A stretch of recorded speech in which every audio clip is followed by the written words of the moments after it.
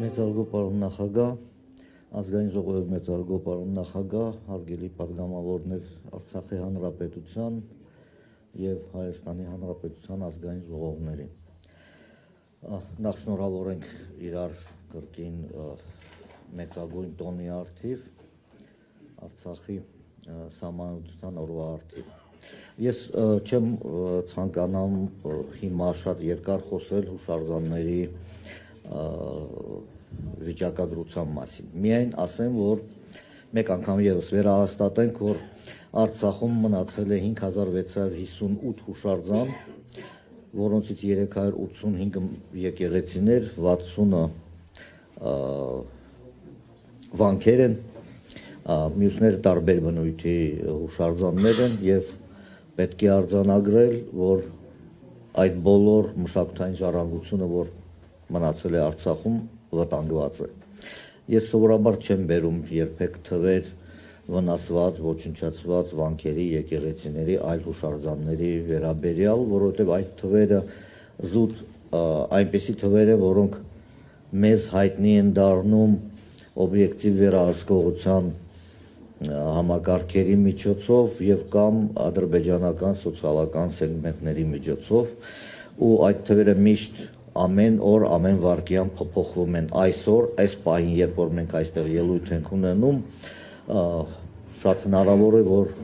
հուշարձաններից մեկը եւս ոչնչացվել է։ Ադրբեջանի քաղաքականությունը հայկական մշակութային ժառանգության հանդեպ 2-3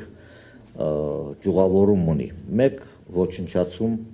ընդհանրապես։ Գիտենք 3 եկեղեցի արդեն լրիվությամբ ոչնչացվել են։ Երկրորդը այլափոխում,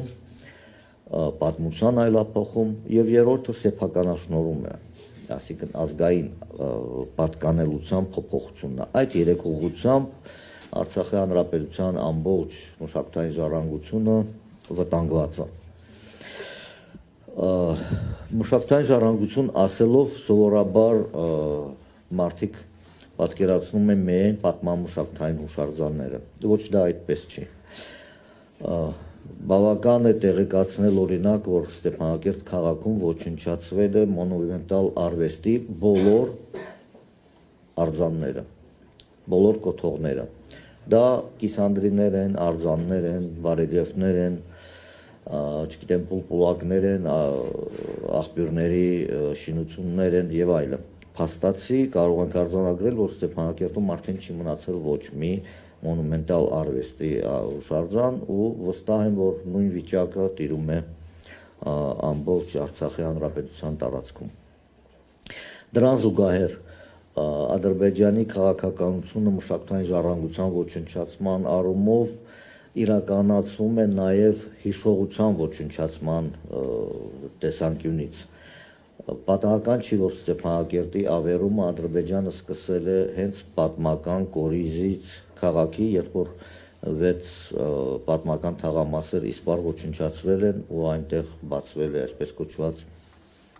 հաղթանակի զբոսայգի։ Մեկ այլ հանգամանք, որի մասին շատ ցավոք սրտի քիչ է խոսվում, ռուսերեն դա հնչում է կոլոնիզացիայի քաղաքականություն, բնակեցման քաղաքականություն, երբ որ Ադրբեջանը շատ ակտիվ տեմպերով բնակեցնում է ադրբեջանցիներով երբևիցե ադրբեջանական բնակչություն չունեցած բնակավայրերը։ Մենք այդպիսի բազմաթիվ, ասենք 1 տասնյակից ավելի գյուղեր եւ քաղաքներ բնակեցվում են ադրբեջանցիներով, ու այդ գյուղերն ու քաղաքները ոչ մի ժամանակ ոչ մի ադրբեջանցի բնակիչ չի ունեցել։ Մեր խնդիրները ինչումն են այսօր։ Մենք ցավոք սրտի բախվել ենք այն իրավիճակին, երբ մշակութային ժառանգության ամբողջ բնակավարի պահպանմամբ զբաղվում են միայն հասարակական կազմակերպությունները, ու երբեմն միջազգային ասպարեզում հայդատի գրասենյակները։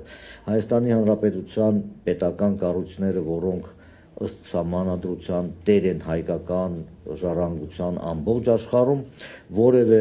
գործում միջոցներ ձեռնարկելու քաղաքականություն չեն վարում։ Ցավոք սրտի ոչ միայն չի վարվում Հայաստանի համապատասխան մարմինների կողմից համապատասխան քաղաքականություն կանխելու համար ոչնչացում ու մշակութային ժառանգության, այլ նաև չի իրականացվում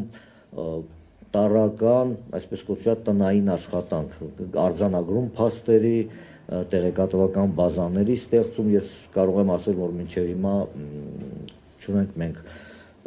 էլեկտրոնային շտեմարաններ, ոչ հուշարձանների Արցախի պատմամշակութային հուշարձանների, ոչ կորոսյալ 30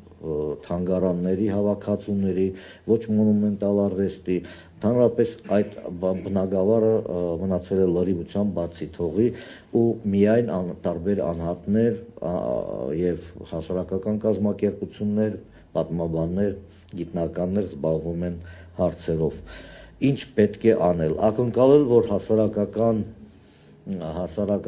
կազմակերպությունները տարբեր անձինք անհատ կարող են իրավիճակ փոխել ու ազդել Ադրբեջանի քաղաքականության վրա, այդ բնագավառում կլինի շատ միամիտ։ Իհարկե այդ անձանց գործունեությունը շատ կարևոր է, բայց թիվ 1 հասցեատերը Արցախի մշակութային ժառանգության պահպանության դա բնականաբար Հայաստանի Հանրապետությունն է ու ես կարծում եմ մեր բոլոր ջանքերը այսօր պետք է ուղղված լինեն նրան, որ մղենք Հայաստանի Հանրապետության պատկան մարմիններին անկախ իրենց քաղաքական դիրքորոշումներից Արցախի հարցի վերաբերյալ զբաղվեն ու